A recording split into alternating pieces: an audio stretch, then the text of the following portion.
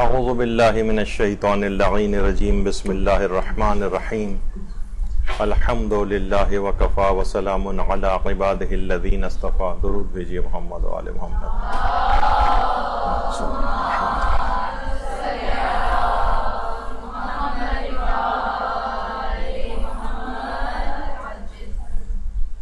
فقہی احکام سے متعلق آج ہماری کلاس ہے، اور ابھی تک تو ارادہ یہی ہے کہ 5-6 عنوانات اس میں ہم کوشش کریں کور کرنے کی، لیکن جب یہ گفتگو شروع ہو جائے گی تو مجھے معلوم نہیں ہے کہ کتنا ٹائم اس میں لگے گا اور کتنے عنوانات کور ہو سکیں گے.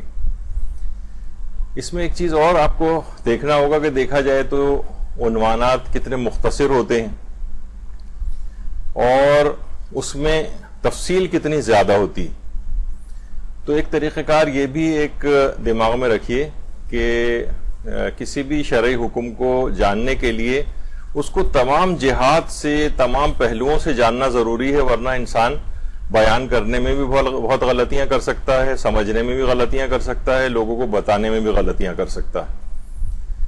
تو آپ لوگوں کا بہرحال یہ ہے کہ کچھ علم حاصل کر کے معاشرے کے اندر کام کرنا ہے، تو کوشش یہ کریں کہ مسائل کو ان ڈیپتھ سمجھیں. جیسے کہ ابھی چند ایک عنوانات سے آپ کو اندازہ ہوگا کہ عنوان کتنا مختصر ہے اور اندر اس میں کتنی جامعیت ہوتی ہے فقہی احکام میں. تو پہلا مسئلہ اس میں یہ ہے کہ نماز پڑھتے ہوئے عورت اور مرد کے درمیان کتنا فاصلہ ہونا چاہیے. یہ بڑا مورد ابتلا مسئلہ ہے، ہر گھر کا مسئلہ ہے. تو اس کے مختلف پہلوؤں کو دیکھتے ہیں. دیکھیے، سب سے پہلے تو یہ بات جان لینا چاہیے، یہ جو مسئلہ ہے کہ عورت اور مرد کے درمیان کتنا فاصلہ ہونا چاہیے نماز پڑھتے وقت، کیا اس مسئلے میں محرم و نامحرم کا کوئی فرق ہے؟ مثلا لوگ عام طور پر یہ سمجھتے ہیں کہ اگر والد کے ساتھ کوئی عورت نماز پڑھ رہی ہے، اپنے بھائی کے ساتھ پڑھ رہی ہے، شوہر کے ساتھ پڑھ رہی ہے یا بیٹے کے ساتھ پڑھ رہی ہے، تو پھر تو یہ تو محرم ہے، ان میں تو کوئی فرق نہیں ہونا چاہیے. تو اس کا جواب یہ ہے کہ جی ہاں، اس میں مسئلہ یہ ہے کہ محرم اور نامحرم کا اس مسئلے میں کوئی فرق نہیں. یعنی جس طریقے سے ایک نامحرم سے جتنا بھی فاصلہ، یعنی جتنا نماز میں ضروری ہے، اس میں محرم اور نامحرم دونوں برابر ہیں. چاہے اپنے والد کے ساتھ کم فاصلے کے تحت کھڑی ہوئی ہو، چاہے بھائی کے ساتھ، بیٹے کے ساتھ، شوہر کے ساتھ، ہر صورت میں اس کو اتنا ریکمینڈڈ فاصلہ رکھنا ضروری ہے. جو بھی ہم آگے چل کر ذکر کریں گے وہ فاصلہ کتنا ہونا چاہیے. یعنی اس مسئلے میں پہلی بات تو یہ ہو گئی کہ محرم اور نامحرم کا کوئی فرق نہیں، جیسا کہ عام طور پر لوگ سمجھتے ہیں. جب بھی آپ کہیں بیان کریں گے یہ مسئلہ تو فوراً لوگ اگلا سوال یہ پوچھیں گے کہ کیا اپنے محرم رشتہ داروں کے ساتھ بھی یہی مسئلہ ہے؟ تو جواب ہے کہ جی ہاں، ان کے ساتھ بھی یہی مسئلہ ہے. محرم و نامحرم کا اس مسئلے میں کوئی فرق نہیں، اتنا فاصلہ ہونا چاہیے جو ابھی آگے چل کر ذکر ہوگا. دوسرا مسئلہ اس کے اندر یہ آتا ہے کیا اس مسئلے میں بالغ اور نابالغ کا کوئی فرق ہے؟ یعنی کتنا فاصلہ ہونا چاہیے. جتنا بھی فاصلہ ہونا چاہیے، جتنا فاصلہ ضروری ہے، اس میں بالغ اور نابالغ کا یقیناً فرق ہے. یہ اس وقت مسئلہ ہے کہ جب بالغ مرد و عورت نماز پڑھ رہے ہوں، اگر ان میں سے کوئی ایک بھی نابالغ ہے، مثلا مرد نماز پڑھ رہا ہے اور ساتھ میں اس کی بیٹی جو کہ نابالغ ہے آ کر کھڑی ہوئی، تو کوئی مسئلہ نہیں، تو کسی فاصلے کی ضرورت نہیں. بیوی مثلا کوئی عورت کھڑی ہوئی اور ساتھ میں اس کا مثلا بیٹا کھڑا ہو جائے، بھائی کھڑا ہو جائے، تو اس میں بالغ اور نابالغ کا فرق ہے. محرم و نامحرم کا کوئی فرق نہیں تھا، لیکن بالغ و نابالغ کا فرق ہے. کوئی سا بھی دو یعنی مرد و عورت میں سے کوئی سا بھی ایک اگر نابالغ ہے تو پھر کسی فاصلے وغیرہ کی شرط نہیں ہے. بالکل ساتھ میں بھی کھڑا ہو، ساتھ میں لیٹا ہو، بیٹھا ہو، کوئی مثلا قالین پہ نماز پڑھ رہی ہے، وہیں پر ہی کوئی نابالغ بچہ جو ہے وہ ساتھ میں لیٹا ہوا ہے یا بیٹھا ہوا ہے، اس سے کوئی فرق، بلکہ نماز بھی اگر پڑھ رہا ہے تب بھی کوئی فرق نہیں. یعنی بالغ ایک ساتھ کھڑے ہو گئے ہیں تو کوئی فرق نہیں ہے. یعنی نابالغ بچہ اگر ساتھ میں کسی کی بھی کھڑا ہو جائے تو کسی فاصلے کی پھر پاسداری واجب نہیں. تیسرا مسئلہ اس کے اندر یہ آتا ہے کہ کیا اس مسئلے میں مشغول نماز ہونے یا نہ ہونے کا کوئی فرق ہے؟ یعنی ایک مثلا آدمی نماز پڑھ رہا ہے اور اس کی بیوی ساتھ میں ہی کارپیٹ پہ لیٹ کر سو رہی ہے اور فاصلہ نہیں ہے، تو اس میں یہ مسئلہ اس وقت پیش آئے گا فاصلے کا کہ جب وہ دونوں مرد و عورت نماز پڑھ رہے ہوں، ان میں اگر کوئی ایک بھی نماز نہیں پڑھ رہا ہے تو پھر یہ والا مسئلہ نہیں ہوگا. یعنی اس کی پاسداری، اس فاصلے کی ضروری، کوئی فاصلہ پھر ضروری نہیں. یہ مسئلہ اس وقت ہے کہ جب دونوں فریق عورت اور مرد مشغول نماز ہوں. کوئی ایک بھی اگر مشغول نماز نہیں ہے تو پھر اس مسئلے کا اطلاق نہیں ہوگا. پھر ایک چیز، اب دیکھیے یہ سب چیزیں کیا ہو رہی ہیں، آپ کا وہ بنتا جا رہا ہے خاکہ. کیا اس مسئلے میں دونوں کے اونچائی یا نیچائی پر نماز پڑھنے کے اعتبار سے کوئی فرق ہے؟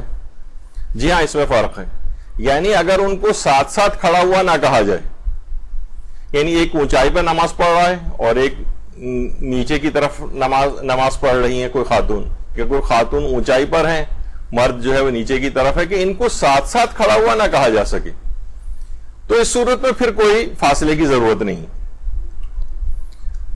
مثلا ہو سکتا ہے کہ ایک اونچائی پہ ایک تخت پہ نماز پڑھ رہی ہوں کوئی خاتون، عام طور پہ اس طرح پہلے پڑھی جاتی تھی، اور مرد کہیں نیچے کھڑا ہوا ہے، یعنی ان کو ساتھ ساتھ کھڑا ہوا نہ کہا جا سکے، تو پھر کسی فاصلے وغیرہ کی کوئی شرط نہیں. یہ مسئلہ اس وقت آتا ہے جیسے ابھی آگے چل کے آئے گا جب انہیں کہا جائے کہ ہاں یہ دونوں ساتھ ساتھ کھڑے ہوئے، یا ایک مسئلہ اور بھی آتا ہے اس میں. اچھا، ایک اور چیز یہ ہے کہ یہ اس وقت اس مسئلے میں کوئی حائل، رکاوٹ یا درمیان میں پردے کے اعتبار سے کوئی فرق ہے؟ تو جی ہاں، اس میں فرق ہے.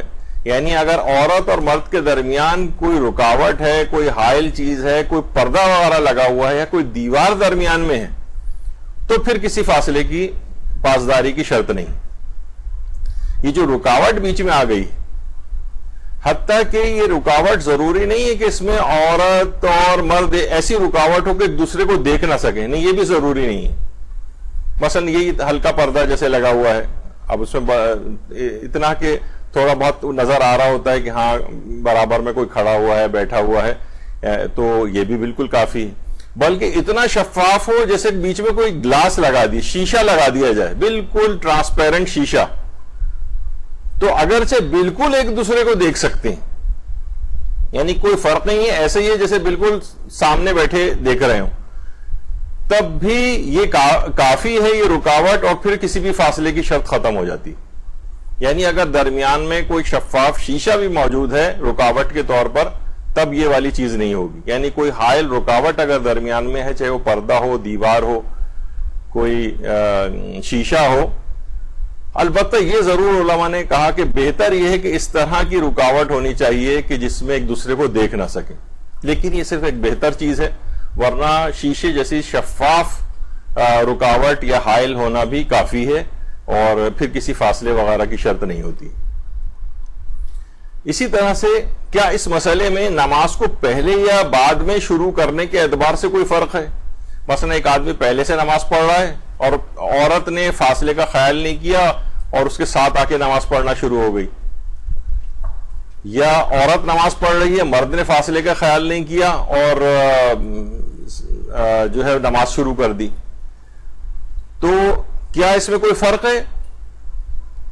تو اس میں کوئی فرق، یا اس میں ویسے علماء اور مجتہدین میں ایک اختلاف ہے، آگے چل کر ہم اس کو ذکر کریں گے. جیسے کہ مرحوم آیت اللہ خوئی یہ فرماتے تھے کہ جس نے بھی بعد میں نماز شروع کی ہے اس کی نماز پہ فرق پڑے گا، اس کی نماز باطل ہو جائے گی، اس نے فاصلے کا خیال کیوں نہیں کیا. پہلے والا جو ہے وہ تو پہلے سے نماز پڑھ رہا ہے، لیکن آقا سیستانی نے اس میں ان سے اختلاف کیا ہے، اور یہ فرماتے ہیں، ویسے آگے چل کر اس کی ہم تفصیل بیان کریں گے، کہ اگر کچھ خاص طریقوں سے اس نماز کو ٹھیک کرنے کی کوشش نہ کی گئی تو احتیاط واجب ہے کہ پہلے والے شخص کی نماز بھی باطل ہے، جس نے پہلے سے نماز شروع کر رکھی. دوسرے کی تو باطل ہوگی کہ جان بوجھ کے تم نے آ کر اس طرح سے کیسے کھڑے ہو کر نماز شروع کر دی، تم نے فاصلے کا خیال کیوں نہیں کیا. اصولاً بظاہر عقل یہ کہہ رہی ہوتی ہے کہ بھئی جو دوسرے آدمی نے فاصلے کا خیال نہیں کیا تو اس کی نماز باطل ہونی چاہیے. آقا سیستانی کہتے ہیں کہ نہیں، پہلے والے کی بھی نماز باطل ہو جائے گی، بشرطے کہ 3-4 باتوں سے اس کو کریکٹ کرنے کی کوشش نہ کی جائے. اب یہ ہم 3-4 باتیں ذکر کریں گے کہ کیا ہے کہ نماز کو وہ پہلا شخص کیسے اپنی نماز کو بچا سکتا ہے. اچھا، یعنی فاصلہ شرعی کا خیال نہ رکھا جائے جان بوجھ کر، تو کچھ علماء یہ کہتے ہیں کہ فتوے کی بنا پر نماز باطل ہے، اور کچھ علماء یہ فرماتے ہیں، جس میں آغا سیستانی بھی شامل ہیں، کہ احتیاط واجب کی بنا پر اس کی نماز باطل ہے۔ یعنی جو ریکمینڈڈ فاصلہ شرعی ہے، جس میں بھی ہم مجتہدین کے فتاوے ذکر کریں گے، تو اگر اس چیز کا خیال نہیں کیا کسی نے، اور فاصلے کا خیال کیے بغیر یعنی کم تر فاصلے پہ اس نے نماز شروع کر دی، تو اس کی نماز پہ فرق کیا پڑے گا؟ نماز باطل ہو جائے گی، احتیاط واجب کی بنا پر باطل ہو جائے گی آغا سیستانی میں، کچھ دیگر فقہاء ہیں وہ کہتے تھے کہ فتوے کی بنا پر باطل ہو جائے گی۔ تو آپ نے دیکھا۔ اچھا، اب اس کے بعد اگلا مسئلہ یہ ہے کہ اگر عورت مرد کے پیچھے کھڑی ہو تو کیا تب بھی مذکورہ فاصلہ رکھنا ضروری ہے؟ تو اس کا جواب یہ ہے کہ جی نہیں۔ عورت اگر مرد کے پیچھے کھڑے ہو کر نماز پڑھ رہی ہے تو پھر اتنا فاصلہ ضروری نہیں ہے جتنا کہ ابھی ہم آگے چل کر ذکر کریں گے، جتنا عورت اور مرد کے درمیان عبادات میں فاصلہ رکھنا ضروری ہوتا ہے۔ یعنی اگر پیچھے کھڑی ہوئی ہے تو کوئی مسئلہ نہیں۔ اچھا، عورت کم سے کم مرد کے کتنا پیچھے کھڑی ہو؟ ایک تو یہ کہ بالکل پیچھے کھڑی ہوئی ہے، وہ تو بہت واضح ہے، لیکن بعض اوقات یہ ہوتا ہے کہ ذرا دائیں یا بائیں اس طرح سے کھڑی ہوتی ہے، بالکل بھی پیچھے نہیں ہے، کتنا پیچھے کھڑی ہو؟ تو عورت کم سے کم اتنا پیچھے ہو، اگر وہ برابر میں بھی کھڑی ہوئی ہے تو اسے اتنا پیچھے ہونا چاہیے کہ عورت جس جگہ پہ عورت سجدہ کرے گی وہ جگہ سجدہ کرتے ہوئے مرد کے گھٹنوں سے آگے نہیں ہونی چاہیے۔ یعنی مرد بھی جب سجدے میں ہو تو جہاں مرد کے گھٹنے ہیں اور عورت اس کے سائیڈ میں کھڑی ہوئی ہے برابر میں، تو کم سے کم اسے اتنا پیچھے ہونا چاہیے کہ عورت کی جو سجدہ کرنے کی جگہ ہے وہ مرد کے سجدہ کرتے ہوئے گھٹنوں سے پیچھے ہونی چاہیے، یعنی اس سے آگے نہ نکل جائے۔ اگر آگے نکل جائے گی تو پھر اتنا فاصلہ رکھنا ضروری ہو جائے گا کہ جو آگے چل کر ذکر ہونے والا ہے۔ یعنی عورت کم سے کم مرد کے یا تو بالکل پیچھے کھڑی ہو، یا اگر برابر میں اگر کھڑی ہوئی ہے تو کم سے کم اتنا فاصلہ ہونا چاہیے کہ عورت کے سجدے کرنے کی جو جگہ ہے وہ مرد کے سجدہ کرتے ہوئے مرد کے گھٹنوں سے آگے نہ جائے۔ اچھا، یہ ایک اہم اس میں مسئلہ ہے۔ یعنی لیکن اگر عورت آگے کھڑی ہو جائے مرد کے، یا مرد کے بالکل برابر کھڑی ہو جائے، تو پھر تو اس فاصلے کی پاسداری کرنا ضروری ہے، کیونکہ جتنا شریعت نے اپنی اپنی تقلید کے مطابق واجب قرار دیا ہے۔ یعنی یہ مسئلہ اس وقت نہیں ہوگا کہ جب عورت پیچھے کھڑی ہوئی ہے، یا اگر برابر میں بھی کھڑی ہوئی ہے تو جیسے میں نے بتایا کہ اس کے سجدہ کرنے کی جگہ سجدہ کرتے ہوئے مرد کے گھٹنے سے آگے نہیں ہونی چاہیے، تو پھر فاصلے کی شرط نہیں ہوگی، اس سے پیچھے ہی کھڑا ہوا مانا جائے گا۔ لیکن اگر آگے کھڑی ہو گئی تو پھر اتنا فاصلہ رکھنا ضروری ہوگا۔ اچھا، کتنا فاصلہ ضروری ہے، جو بھی آپ اتنی دفعہ سن چکی ہیں مجھ سے کہ جو ابھی آگے چل کر آئے گا کہ کتنا فاصلہ ہونا چاہیے۔ آیت اللہ سیستانی فرماتے ہیں کہ اختیاری حالت میں احتیاط لازم کی بنا پر 10 ہاتھ کا فاصلہ ہونا چاہیے عورت اور مرد میں نماز پڑھتے ہوئے۔ اچھا، ہاتھ سے مراد یہاں پر بالشت نہیں ہے، بلکہ انگلیوں کے سرے سے لے کر کوہنی تک کا جو حصہ ہے یہ ایک ہاتھ شمار ہوگا، اور اس طرح سے کرتے ہوئے 10 ہاتھ۔ اب فوراً دماغ میں آئے گا کسی بھی شاید اگر کوئی ذرا نسبتاً چھوٹا کمرہ ہے تو اتنی تو جگہ کمرے میں نہیں ہوگی، اس کا مطلب ہے دوسرے کمرے میں ہی کہیں نماز پڑھنی پڑے گی۔ تو یہ بھی دیکھیے، ویسے شریعت نے اس میں بھی بتایا ہے، خود آغا سیستانی نے بھی لکھا ہے کہ اگر کسی ایسی جگہ پہ مثلا کسی جگہ قید ہو گئے ہیں عورت اور مرد، یا بعض اوقات ہوتا یہ ہے کہ کسی ایسے ہوٹل وغیرہ کے اندر ہیں، ایک چھوٹا سا کمرہ ان کو ملا ہوا ہے، یا گھر ہی اتنا چھوٹا ہے، مثلا ایک کمرہ ان کے پاس ہے، تو وہ کہتے ہیں کہ پھر کیا کرے وہ، یعنی پھر ایک آدمی ایک وقت، اگر وقت تنگ نہیں ہے، وقت وسیع ہے نماز میں، تو مرد یا عورت میں سے کوئی بھی ایک پہلے نماز پڑھ لے، اور پھر جب اس کی نماز ختم ہو جائے تو پھر دوسرا شخص نماز پڑھے، کیونکہ وقت وسیع ہے تو دونوں نمازوں کے ٹائمنگز کو وہ کر لیں ڈسٹریبیوٹ۔ ہاں فرماتے ہیں البتہ بہتر یہ ہے، اب فقہی ہے، حکم ہے، اس کو کوئی لوگ عام طور پر جینڈر کے اعتبار سے آج کل فوراً وہ لے آتے ہیں اس میں مسائل. انہوں نے کہا کہ بہتر یہ کہ مرد پہلے نماز پڑھ لے, مرد کو پہلے نماز پڑھنے کا موقع دے دیا جائے, وہ نماز پڑھ کے فارغ ہو جائے, اس کے بعد پھر عورت نماز پڑھے. ہاں البتہ اگر نماز کا وقت بالکل تنگ ہے اور دونوں کی نمازیں قضا ہونے والی ہیں اور کوئی اور طریقہ کار نہیں ہے اور وہیں پہ نماز پڑھنی, تو فرماتے ہیں کہ پھر اس صورت میں, وقت تنگ ہونے کی صورت میں, دونوں کم فاصلے میں نماز پڑھ سکتے ہیں.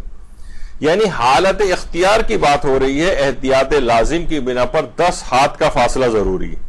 ہاتھ سے مراد بالشت نہیں ہے بلکہ انگلیوں کے سرے سے لے کر کوہنی تک یہ ایک ہاتھ شمار ہوتا ہے. ذرا زے رے الف اور عین یہ ایک ہاتھ شمار ہوتا ہے. یعنی بالشت والا مسئلہ آقا سیستانی کے نزدیک یعنی نہیں ہے, ہاتھ ہونا چاہیے.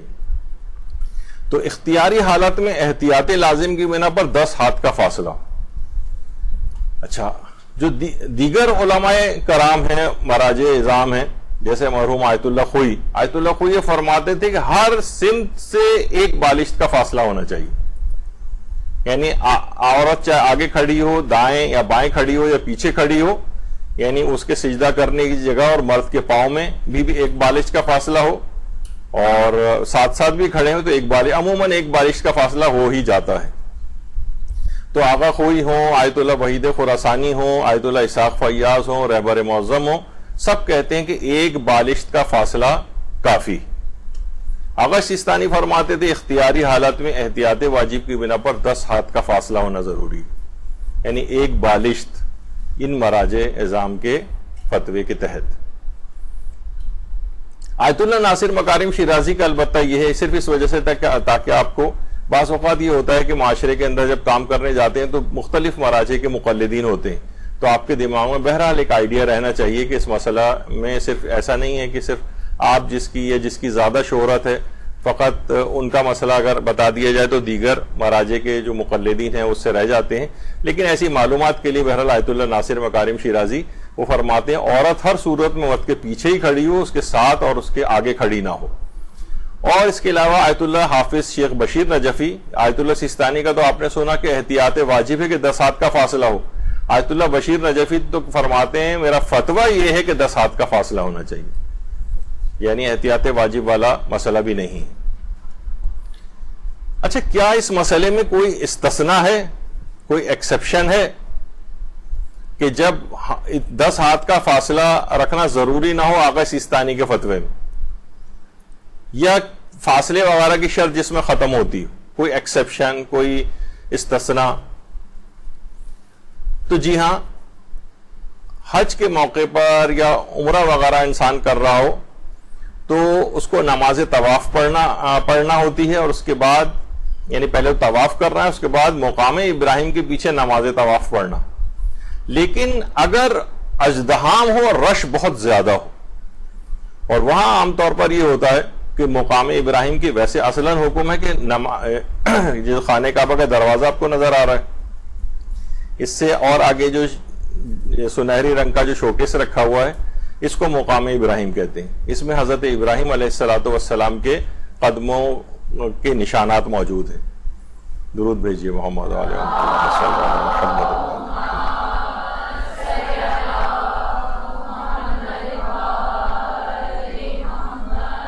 اب حکم یہ ہے کہ نماز طواف مقام ابراہیم کے پیچھے پڑھی جائے. واجب طواف کی بات کر رہے ہیں, کیونکہ مستحب طواف جو ہوتا ہے, جو عام طور پر جو واجب طواف نہیں ہے ویسے ہی جو طواف کر رہے ہیں, اول تو مستحب طواف کی جو نماز طواف ہے وہ خود ہی ضروری نہیں ہے پڑھنا, ثواب کے لیے پڑھی جا سکتی ہے. اور مستحب طواف کی جو نماز طواف ہے وہ مسجد الحرام میں کہیں پہ بھی پڑھ سکتے ہیں, اس کے لیے مطاف ہونا ضروری نہیں ہے جہاں پہ طواف ہو رہا ہوتا ہے, اور نہ خانہ کعبہ کا صحن ہونا ضروری ہے. کہیں بھی پیچھے مسجد الحرام میں بھی کہیں پہ بھی پڑھ سکتے ہیں. لیکن جو واجب طواف ہے اس کی جو نماز طواف ہے یہ مقام ابراہیم کے پیچھے پڑھی جائے گی. جتنا قریب ہو سکے پڑھیں, اور جتنا عام طور پر جب رش بہت زیادہ ہوتا ہے تو اس کو پیچھے پیچھے پیچھے دھکیل کے رائٹ لیفٹ جہاں پر بھی آپ کو موقع مل جائے جسے مقام ابراہیم کے پیچھے شمار کیا جائے وہاں پر یہ نماز پڑھنا ہوتی ہے. یہ مقام ابراہیم ہے جس پہ حضرت ابراہیم کے قدموں کے نشانات موجود ہیں. اچھا, پہلے مقام ابراہیم ایک زمانے میں یہ جو شوکیس نظر آ رہا ہے اس کے اوپر ایک چھوٹا سا ایک اسٹرکچر بنا ہوا تھا, اس کے اندر مقام ابراہیم تھا, لیکن یہ اتنی بڑی سی ایک عمارت بیچ میں آ گئی تھی خانہ کعبہ کے صحن میں کہ حاجیوں کے لیے رکاوٹ پیدا ہو رہی تھی, تو بعد میں اس کو توڑ دیا گیا اور صرف ایک شوکیس کو رکھا گیا. اچھا, اب ہوتا یہ ہے کہ ویسے تو یہ حکم ہے کہ اس کے پیچھے پڑی جائے, پیچھے جتنا بھی موقع ملتا چلا جائے آپ کو, لیکن اچھا پیچھے ہوتے دیکھیں وہ آگے سنہرے رنگ کا شوکیس نظر آ رہا ہے آپ کو, جس پہ چھوٹا سا ایک گنبد سا جو نکلا ہوا ہے دروازے کے سامنے, اس کے پیچھے جہاں تک بھی موقع مل جائے. اچھا, اب جب نماز طواف پڑھیں گے تو 10 ہاتھ کا فاصلہ یہاں کہاں, یہ تو ممکن ہی نہیں ہے. تو آقا سیستانی فرماتے ہیں کہ اژدہام اور رش وغیرہ جب بہت زیادہ ہو اور یہ فاصلہ رکھنا وہاں پر ممکن نہیں ہوتا, تو وہاں پر استثناء اور ایکسیپشن ہے کہ عورت اور مرد کے درمیان جو نماز طواف, کیونکہ وہاں تو سبھی نماز پڑھ رہے ہیں, تو وہاں پر اس فاصلے کی پھر شرط نہیں.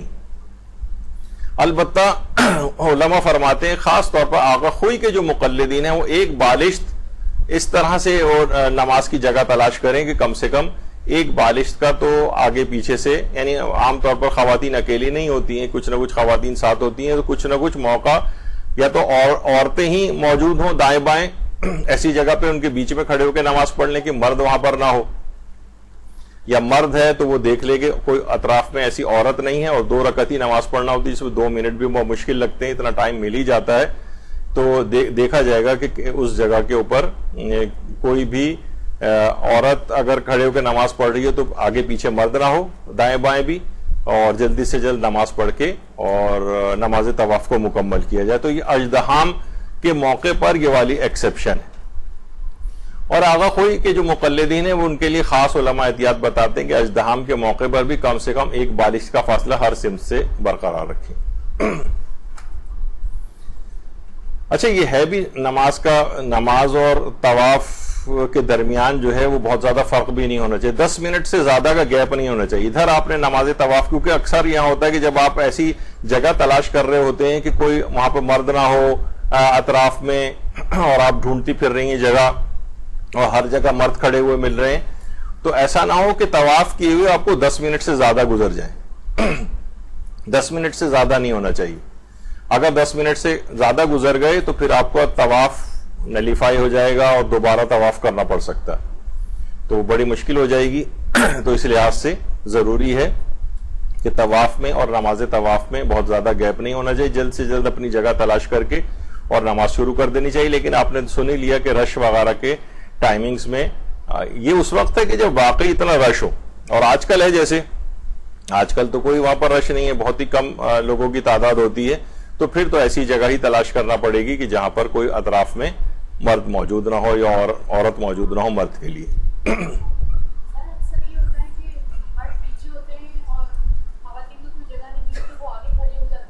بس وہ تو میں نے آپ کو بتایا نا, اگر رش کے ٹائمنگز ہیں تو پھر یہ پھر مسئلہ نہیں ہے کوئی, اس میں آغا سیستانی نے اجازت دی. اچھا, اب ایک ہے کہ اگر اس مسئلے کی مخالفت کی تو احتیاط واجب کے طور پر نماز باطل ہو جاتی, سوائے اس کے کہ 3-4 کام انسان کر لے تو پھر دوسرا شخص مثلا ایک نماز پہلے سے پڑھ رہا ہے اور کوئی دوسرا عورت آ گئی وہاں پر, یا عورت کھڑی ہوئی تھی اور مرد آ گیا کوئی وہاں پر, تو اس کی نماز احتیاط واجب کی بنا پر باطل ہو جائے گی. لیکن 3-4 کام نہ ہوئے تب باطل ہوگی. وہ 3-4 کام کیا ہو سکتے ہیں؟ فرماتے ہیں آغا سیستانی کہ کوئی حائل یا رکاوٹ ایجاد کر لی جائے. کوئی مثلا پردہ لگا ہوا تھا, اس نے ایک ہاتھ سے پردہ کھینچ دیا بیچ میں, کوئی بھی ایسی چیز, کوئی اور ایسی چیز بیچ میں اس نے حائل یا رکاوٹ ایجاد کر لی. اب کوئی خود ہی سوچے کہ وہ کوئی رکاوٹ کیا چیز ہو سکتی ہے. کوئی حائل یا رکاوٹ ایجاد کر لی جائے. ایجاد کرنے سے مراد کوئی وہاں پر چیزیں رکھ کے اور کارپینٹر وغیرہ کی وہ سامان رکھ کے ایجاد کرنے سے مراد یہ نہیں بلکہ یعنی نماز پہ کوئی فرق نہ پڑے, اور بس یہ کہ اس نے تھوڑی سی آگے پیچھے ہو کے یا زحمت کر کے کوئی ایسی چیز کہ دونوں عورت اور مرد کے درمیان ایک رکاوٹ آ جائے, جیسے یہی پردہ وغیرہ آ جائے. اچھا, پھر ہے یا آغا سیستانی فرماتے ہیں کہ 4.5 میٹر چل کر دوسرے سے انسان دور ہو جائے. آپ کہیں گی کہ نماز کے درمیان اتنا چلنا 4.5 میٹر؟ فوراً دماغ میں آپ کیا آ رہا ہوگا؟ کپڑا ہم خریدنے جاتے ہیں تو وہ اتنے 1 میٹر 2 میٹر 3 میٹر 4 میٹر پھر 4.5 میٹر وہ دیتا ہے. اتنا چلنا پڑے؟ فرماتے ہیں جی ہاں، دوسرا شخص جو ہے یعنی جو نماز پہلے سے پڑھ رہا ہے اور بعد میں کوئی شخص آ گیا، اگر یہ اپنی نماز کو بچانا چاہتا ہے، ورنہ تو احتیاط واجب کی بنا پہ نماز باطل ہو جائے گی. تمہیں اگر اپنی نماز کو بچانا ہے تو کوئی حائل ایجاد کرو، رکاوٹ کوئی بیچ میں لے کر آؤ، یا پھر 4.5 میٹر چل کر دوسرے سے دور ہو جاؤ. تو کیا اتنا چل سکتے ہیں؟ جی ہاں چل سکتے ہیں. اتنا آگے پیچھے بھی ہو سکتے ہیں، چل بھی سکتے ہیں. لیکن اچھا پھر ایک اور چیز ہے کہ مرد دوران نماز چل کر عورت سے آگے چلا جائے. یعنی عورت برابر میں آگے آ کر کھڑی ہو گئی تھی تو مرد کیا کرے؟ مرد دوران نماز چلتا ہوا عورت سے آگے چلا جائے. اس طرح سے اس کی نماز بچ جائے گی. کیا اس کی اجازت ہے؟ جواب جی ہاں اجازت ہے. اسی طرح سے یہ عورت ہے وہ چل کر مرد کے پیچھے آ کر کھڑی ہو جائے تب نماز بچ جائے گی. یعنی عورت کھڑی ہو کے نماز پڑھ رہی تھی، مرد برابر میں آ کر کھڑا ہو گیا. اب عورت خود ہی دوران ریورس گیئر لگائے، الٹا چلے اور مرد کے پیچھے آ کر کھڑی ہو جائے تو وہ نماز بچ جائے گی. یعنی یہ کچھ ایفرٹ چیزیں کرنی پڑیں گی نماز کو بچانے کے لیے. اور اگر یہ تمام چیزیں ناممکن ہو جائیں، اگر یہ تمام چیزیں ناممکن ہو